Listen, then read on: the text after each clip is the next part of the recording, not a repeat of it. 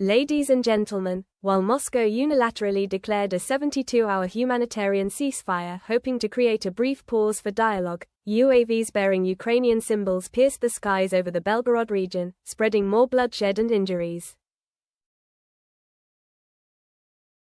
2 people were injured. One of them was Deputy Governor Alexei Lorin, and the other a Russian National Guard officer who was seriously wounded. Mr. Lorin, who was near the explosion site, suffered a concussion and other blast-related injuries. He later underwent medical examination and continued treatment. According to Governor Glaskop, the officer was injured by shrapnel in the thigh and is being cared for at a hospital. Even local administrative centers, once considered safe buffer zones, have now become targets. This not only escalates tensions but also shows that Ukraine has little regard for Russia's ceasefire efforts. The Russian Defense Ministry reported that Ukraine conducted 4 border incursions into the Kursk and Belgorod regions along with 15 attacks in the Donbas region of eastern Ukraine. Despite Moscow's Victory Day ceasefire proposal, Ukraine not only declined but countered with a call for a comprehensive 30-day ceasefire.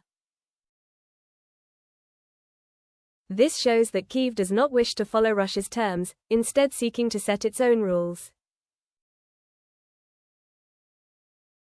This reveals 2 conflicting logics in the conflict. One side wants to use the Victory Day celebration to emphasize unity and a starting point for negotiations.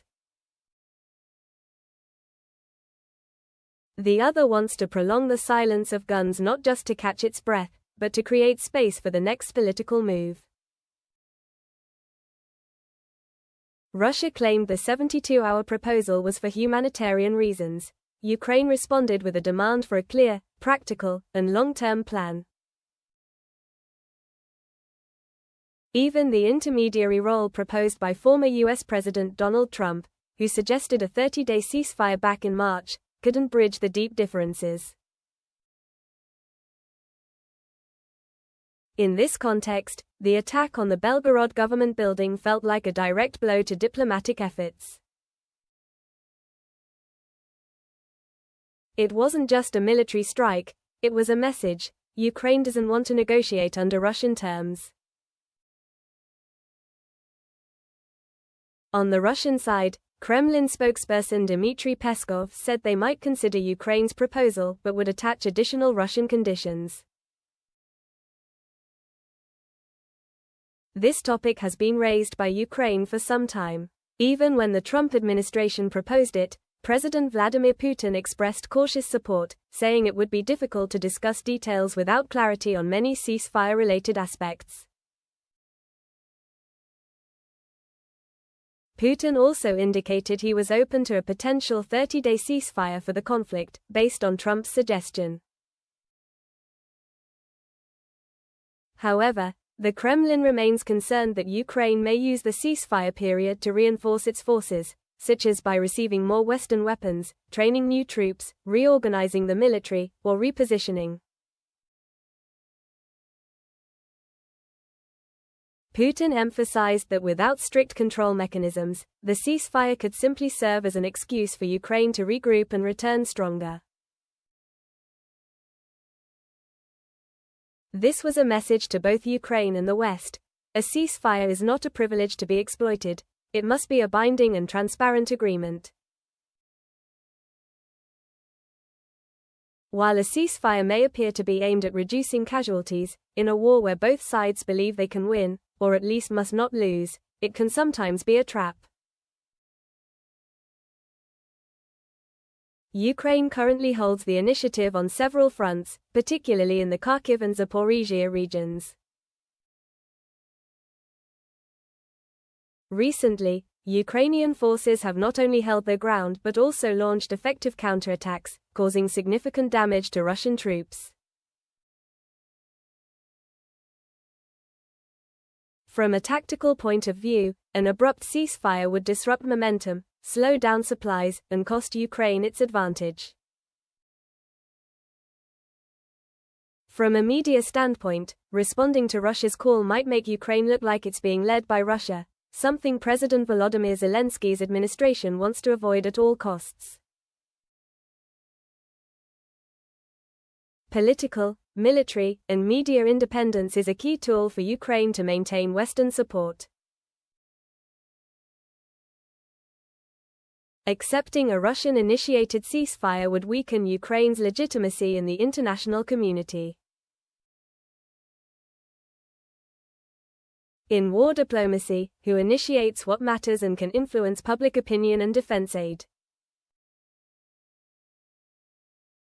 Though the war is fought in Eastern Europe, it is in essence a global geopolitical conflict. Ukraine is not fighting alone. Behind them stands the support of the EU and NATO, even though they aren't directly involved in combat. Even the US, despite claims of halting weapons aid, could reverse its stance and join the conflict at any moment. Therefore, every major decision, especially around ceasefires or negotiations, cannot ignore the role and influence of the West. No one continues a war they believe they will lose. After more than 3 years, Ukraine has proven its strong resistance against a militarily superior opponent, though it's clear Russia has not committed its full strength. Each small victory, retaking a village, eliminating a commander, or disrupting Russian air defenses, is seen by Ukraine as proof that victory is still within reach. This belief is why Zelensky's government refuses to pause. In war, a ceasefire can sometimes mean defeat, because there's no guarantee of returning to the battlefield with the same strength. They fear that accepting 72 hours of silence could tip the scales in Russia's favor once the guns roar again. In contrast, Russia's 72-hour ceasefire is seen more as a public relations move to appeal to its own citizens ahead of Victory Day than a genuine conflict resolution step. Ukraine understands that if they agree to a 3-day pause to let Moscow showcase a peaceful and civilized image, they risk being painted as the aggressor, even though they didn't start the 2022 war. Thus, Ukraine chooses to say no to Russia's offer. They declare they are open to negotiations, but only under a comprehensive, long-term ceasefire, with UN supervision and a clear enforcement mechanism. They want a real ceasefire to end the war, not a pause to dress up national television. According to updated reports, the US and European allies are finalizing a 30-day ceasefire proposal for Ukraine. If rejected, new sanctions will be imposed on Russia. In the coming hours and days, we may see a 30-day ceasefire announcement, or phased proposals. Talks are ongoing. Sources from Ukraine say discussions are underway about whether to declare a unilateral ceasefire or wait for Russia's response. If Russia declines, the US and EU will proceed with new sanctions on Moscow. French Foreign Minister Jean-Yves Le Drian, who met with U.S. Secretary of State Marco Rubio in Washington last week, will arrive in Kyiv today along with President Emmanuel Macron. They will attend a summit of Ukraine's closest allies and discuss US-EU ceasefire proposals. Sources say political and technical talks between Europe and the US have intensified since last week.